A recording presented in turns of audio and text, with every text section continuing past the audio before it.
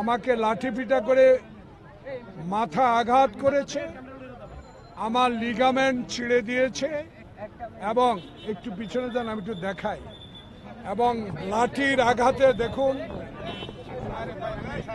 লাঠির আঘাতে আমার বাম কিডনি অচল হয়ে গেছে।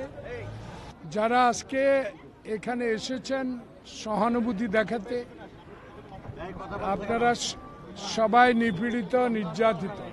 প্রিয় সাংবাদিক বন্ধুগণ, আপনারা জানেন 2011 সালে 6 জুলাই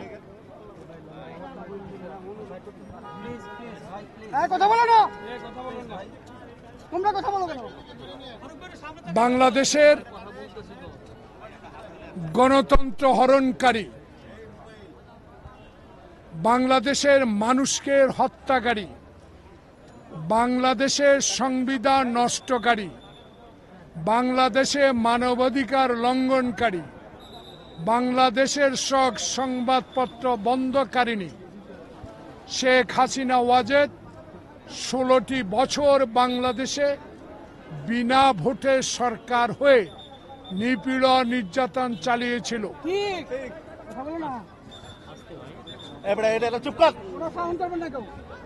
তার প্রতিবাদে বাংলাদেশ জাতীয়তাবাদী দলের চেয়ারপারসন বেগম খালেদা জিয়া সমমনা দলগুলোর পক্ষ থেকে 2011 সালে 2 দিনের জন্য হরতাল ডেকেছিল। সে হরতাল চলাকালীন সময় আমার সহযোদ্ধা যারা আমার সাথে আছে, নাম বলবো, তাদেরকে নিয়ে আমি শেরেবাংলা জাতীয় সংসদ ভবন থেকে একটা মিছিল নিয়ে ফার্মগেটের উদ্দেশ্যে রওনা দিচ্ছিলাম। তখন এই আজকের অতিরিক্ত পুলিশ কমিশনার হারুন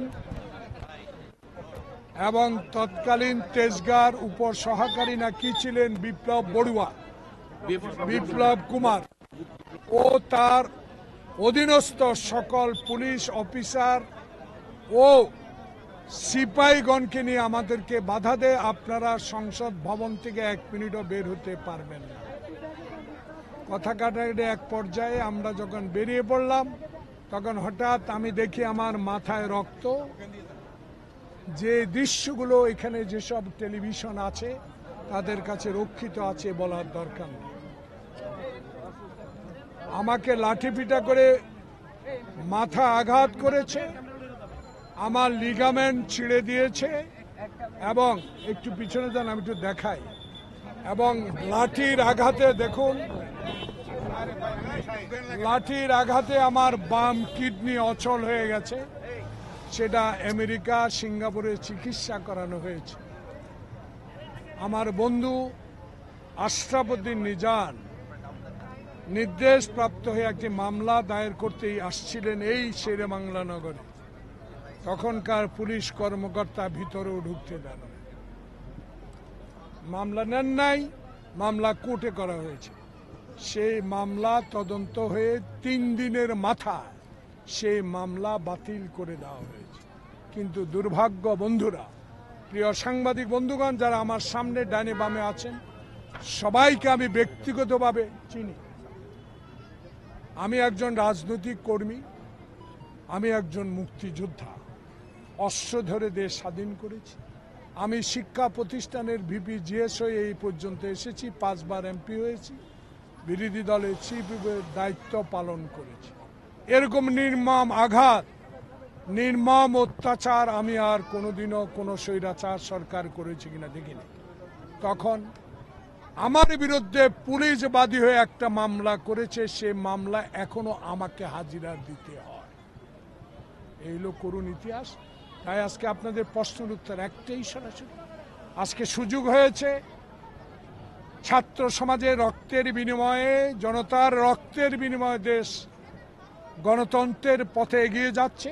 আল্লাহ পাকের কাছে আমি খোকন জন্য আবু সাইদ খোকন সহ যারা এই আন্দোলনে হাসিনার পদত্যাগকে বাধ্য করতে আন্দোলন করে যারা জীবন বিসর্জন দিয়েছেন, আজকে এই শেরেবাংলা নগর থানার সামনে দিকে, তাদের জন্য আল্লাহ পাকের কাছে এই জোহরের নামাজের পরে দোয়া করি আল্লাহ পাক যেন তাদের বেশ নসিব করে। সাথে সাথে আপনাদের মতো যারা স্বাধীনতা পান নাই, সকল সংবাদপত্র বন্ধ করে দিয়েছিল। যারা বিগত দিনে কথা বলতে পারেন নাই, এখন কথা বলার সুযোগ হয়েছে। কথাগুলো বলবেন, এই কথাগুলো এই জন্য বলবেন, এখন লেখার স্বাধীনতা আছে, কথা বলার স্বাধীনতা আছে, প্রচার করার স্বাধীনতা আছে।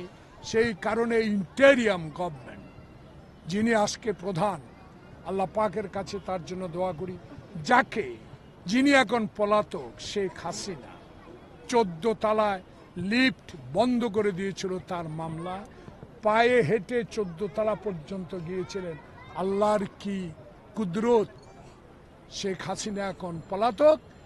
যার লিফট বন্ধ করে তাকে পদ্মা সেতু থেকে টুপ করে ফেলে দিবে বলেছিল, সে এখন পলাতক। আর সেই ইন্টেরিয়াম গভর্নমেন্টের প্রধান ডক্টর মোহাম্মদ ইউনূস আজ বাংলাদেশের সরকার প্রধান।